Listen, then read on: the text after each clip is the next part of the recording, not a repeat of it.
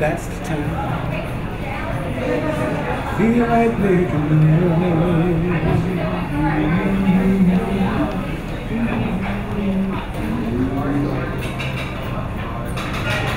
That's the time. Feel like making dreams come true. Oh, baby. I was born in Kinston, North Carolina. I grew up there in public housing. We worked in farming, tobacco, stealing plums off Miss Little's tree, and we used to pick honeycombs, which grew up around the projects. It was like a flower that had a string, and you can pull the string. When you pull the string, there was a sweet substance that you would get just a snab bit of sweetness from it. It was great. Those were great days, yeah. But that was Kinston, North Carolina.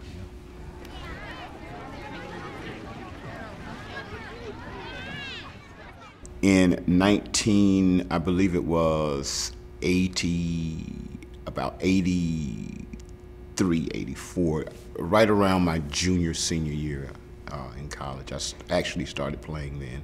Had my first gig, but I was doing some session music, jam sessions, actually not far from here, right across the street from here at a place. It was then called the Salam Culture Center, in a cluster of buildings right across the street from this building, actually.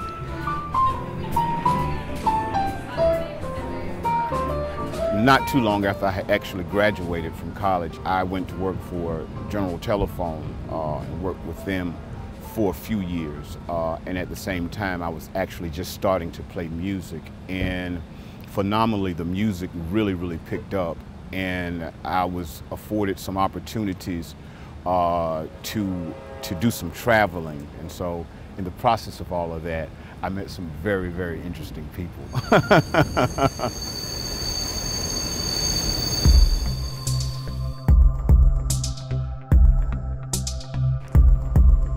My story actually started way before I actually started playing music. I was experimenting with drugs probably when I was about 13. I think I started smoking marijuana.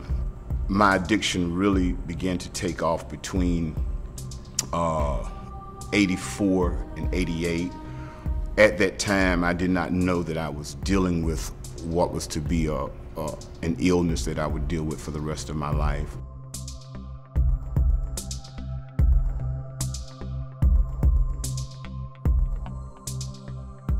I was addicted to both cocaine and heroin. Yeah, cocaine and heroin. Were you taking cocaine and heroin daily? Yes, eventually. Mind you, addiction, the disease, is a progressive process.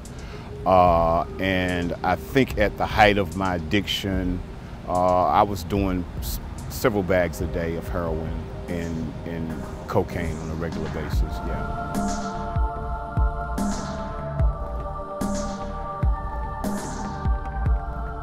There are a number of inroads, and I had actually done them all. Snorted, smoked it, injected it, yeah.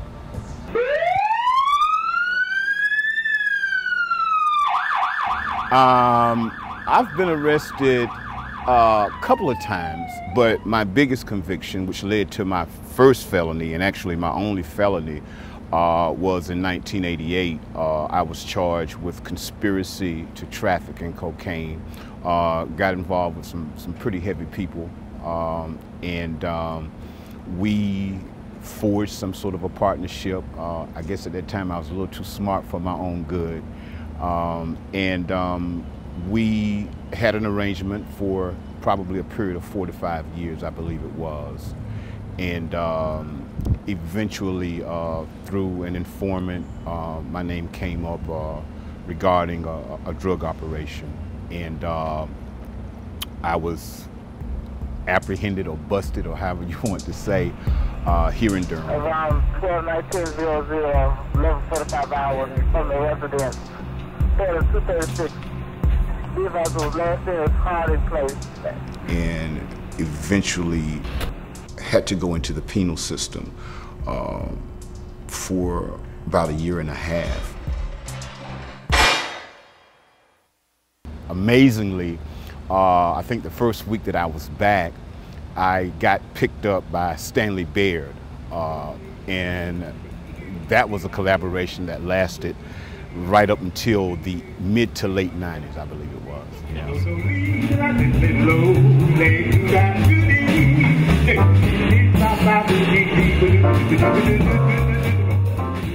Every job has its occupational hazard, and for, you know, people in entertainment, you know, drugs, women, and booze, you know, is that occupational hazard. And I believe it was 1990, between 96 and 98, I believe it was. I was pretty much at my bottom. I had become basically unreliable. I just stopped showing up for gigs and stopped playing, and I just, you know, got lost into the culture of drugs.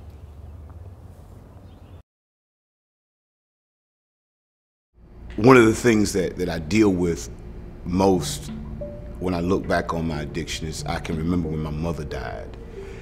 I can remember going home to see her, you know, for the last time, and not having seen her for some time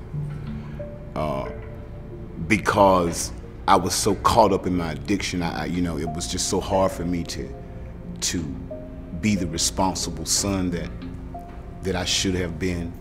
I thank God for my brother, my sister, because, you know, this disease will just take your life and make it such that you're just totally impotent to responsibility.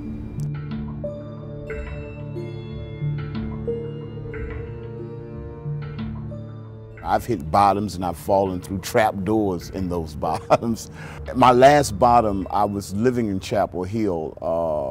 I had moved to Chapel Hill in like 2000, 2001, and I got clean. I think I stayed clean for probably about 16 to maybe 18 months. Got a job at the UNC Hospital, J.C. Burns Center, and was doing very, very well, extremely well. You know, one day, my disease decided to call on me. And for the next 16 months, I was, you know, full steam ahead again in the grips of addiction. I had really begun to lose hope, you know, in the fact that, you know, I would ever get clean again and stay clean. I started going to an outpatient program, and one day, while I was in the counselor's office, there was a gentleman there who was very interested in my story and asked if he could have a moment with me.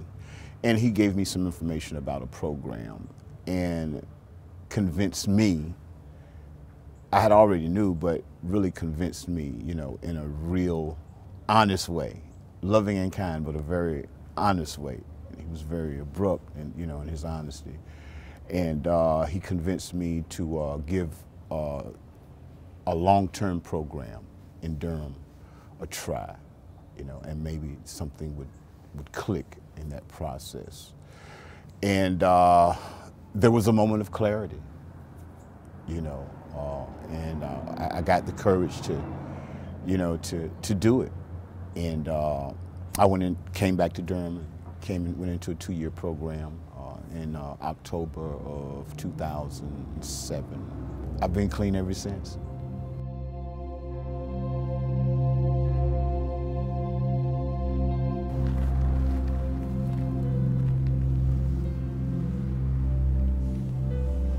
I can remember when I first got clean, And one of the prerequisites for the program that I was in was testing.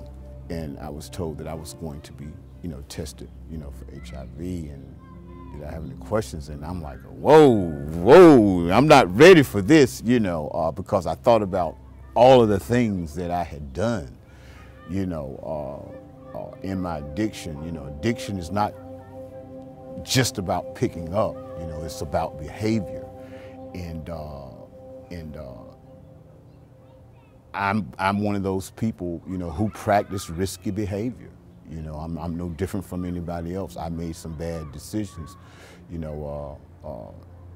terms of sexual partners.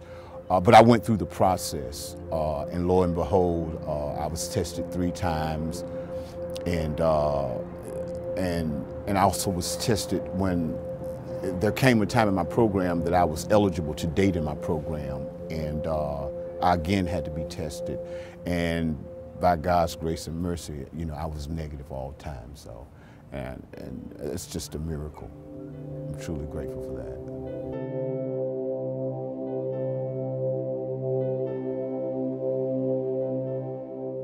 Well, as his older brother, and having to go through that problem with him of addiction, it was hard on the family, but yet and still it was an experience that he and I and his other brother went through with him. And it was an experience that made him stronger.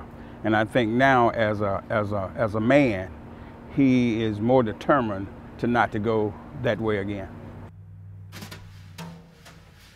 Today, I work with an agency, part-time, who does peer support for Alzheimer's patients in conjunction with hospice. And I also work with the Links to Durham program, which is doing community outreach work on behalf of individuals who are dealing or who could possibly be subjected to HIV infection here in the community. How does it make you feel to help others? Oh man, that's one of the foundations of my process. Doing for others, because I get an opportunity to actually get outside of myself when I work with others, and I don't so much as concentrate on my own problems. The miracle is that when I reach out to help others, it seems as though my problems become more minimal than I actually, think they are. So it's a wonderful process. Somewhere that music is where you are. Somewhere there's heaven. How far? Noah is an inspiration to me. I love him as a musician. He's an awesome singer. He is singing the music, some of the music I love, the jazz vocal music. So it's a joy to share music with him. And I also know that he's a man who's working hard, just trying to make ends meet. But he's including the thing that he loves in his day, which is music. Who wants the city's canyon?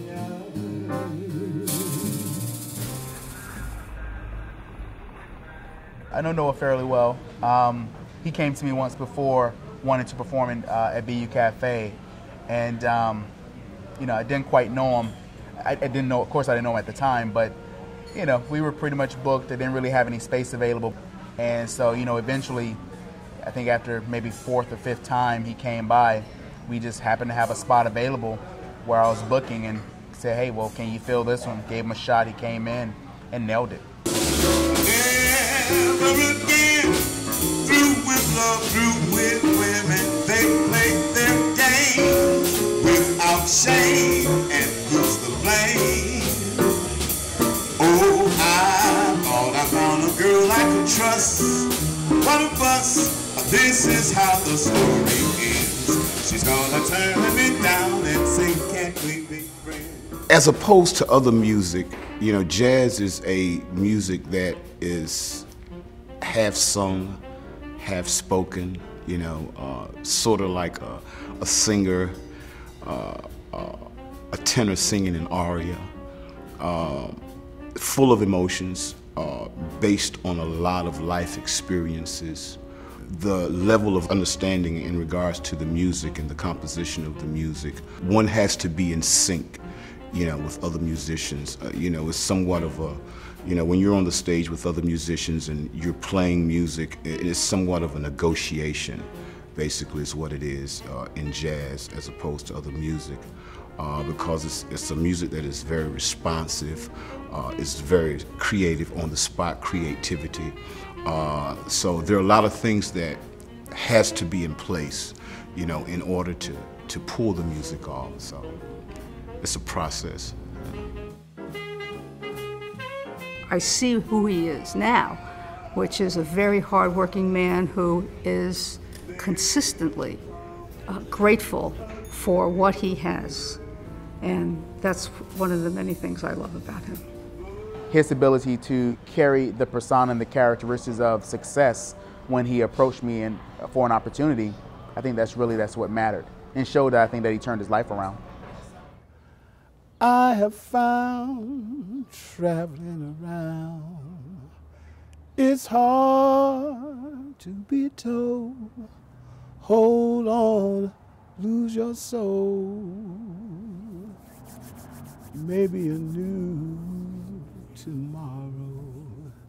Baby, I hope you find love to hold you spellbound.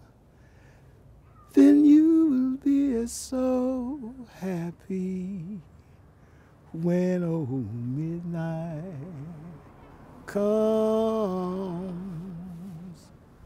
around.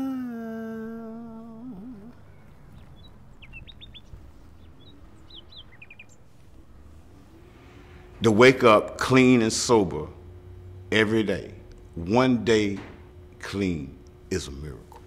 It's truly a miracle.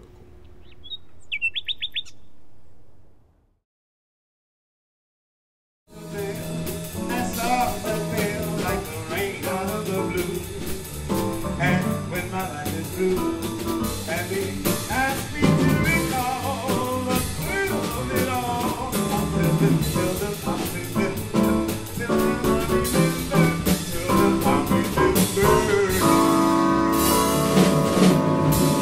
Thank you, Jasmine Bennett, Jimmy Lieutenant, Allison Weiner. We'll be right back. Thank you so much. Thank you. You were just wonderful. Thank you so much. Thank you.